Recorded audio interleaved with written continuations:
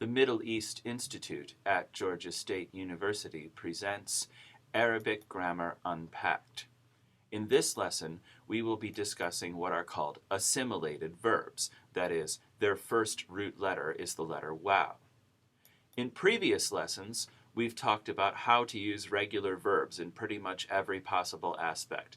Their present tense conjugation, their past tense conjugation, how to use the various negation particles, the three different sorts of the present tense, the active and passive participles, and direct objects. In the next series of lessons, we will be discussing how to use the various types of irregular verbs properly. There are 5 basic types of irregular verbs in Arabic. We have verbs represented by wajada, to find. Their first root letter is waw, and they are called assimilated verbs. They have an Arabic name as well, but we won't be going into the Arabic names in this series of lessons. The second type of verbs is represented by kana, to be. Their second or middle letter is waw or ya. We call them hollow verbs. The third group, their final root letter is waw or ya. We call them defective verbs. The fourth group, we call them doubled verbs because their last 2 letters are the same letter. Here it's dha, nun, nun. And the final group we call hamzated verbs because their first root letter is the hamza and they behave a little bit trickily. In this lesson, we will be discussing those verbs whose first root letter is waw, which are called assimilated verbs, and they are the easiest of this group of irregular verbs. The nice thing about assimilated verbs is that they behave perfectly regularly in the past tense. The verb waqafa means to stop, but it also means to get up or stand up, which is its meaning here. Waqaftu min al-kursi wa kharajtu min as-saf. I got up from the chair and left the classroom. The verb wasala ila means to arrive at, so wasaltu ila al-maktaba ba'da saf. I arrived at the library after class. The verb wajada means to find something in both of its English contexts, to find an object and also to find someone attractive or interesting or what have you. Wajadtu al-Kitaab al-Raf, I found the book on the shelf. And lastly, we have the verb wada'a, which means to put or place or put something down. So wada'tuhu fi haqibati, I put it, that is the book, in my bag. So the past tense conjugation of these verbs will behave perfectly regularly.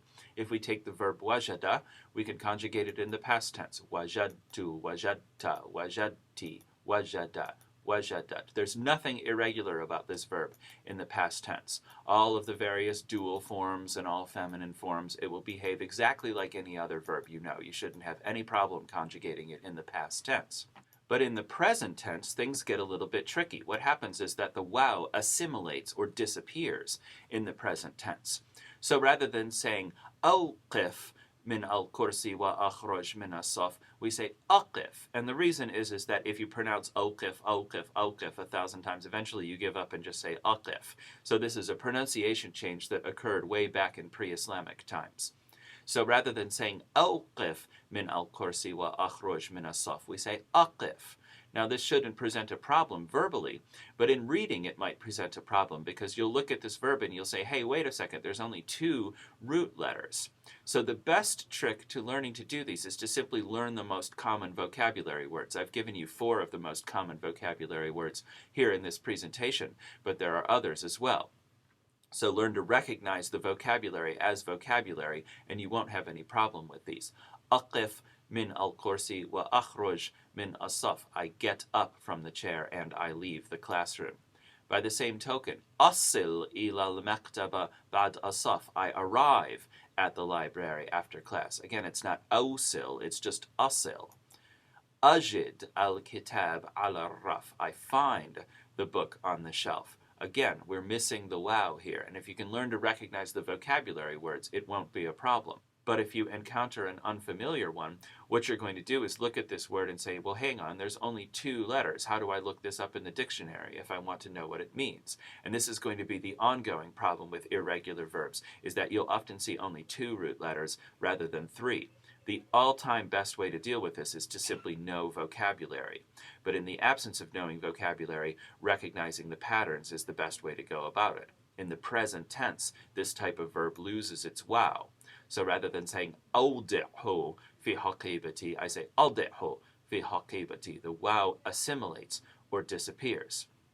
Other than this, assimilated verbs are really easy to use. If we look at the present tense conjugation, again, it's going to be exactly the same as any regular verb. The only difference is that the wow is going to disappear. So we say ajid, tajid, tajidin, yajid, tajid, and so forth in order to conjugate the verb properly in the present tense.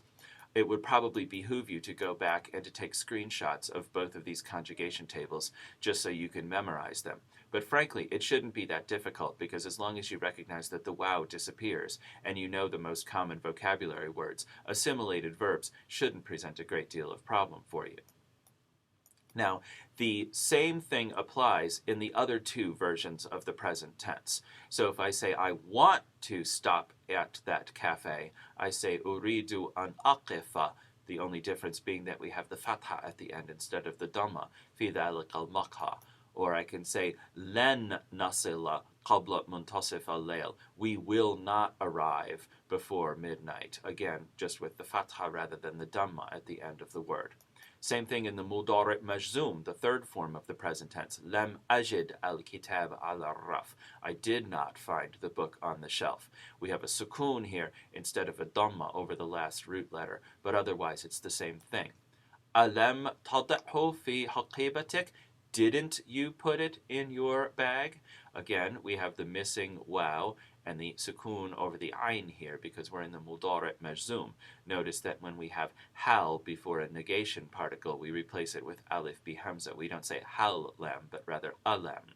Forming the command can be a little bit tricky. Not the negative command, which is going to work exactly the way it does with other verbs.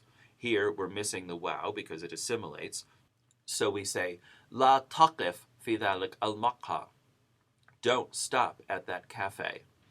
There's nothing unusual about this other than the fact that the wow is missing. We use the mudari' majzoom to form the negative command to put la before it. But to form the affirmative command, do that, we take off the ta. If we take the ta off tasil, to arrive, we have just sil. Normally, when three root letters are showing, the first one has sukoon, and we have to add back a helping vowel at the beginning of the word to form the command.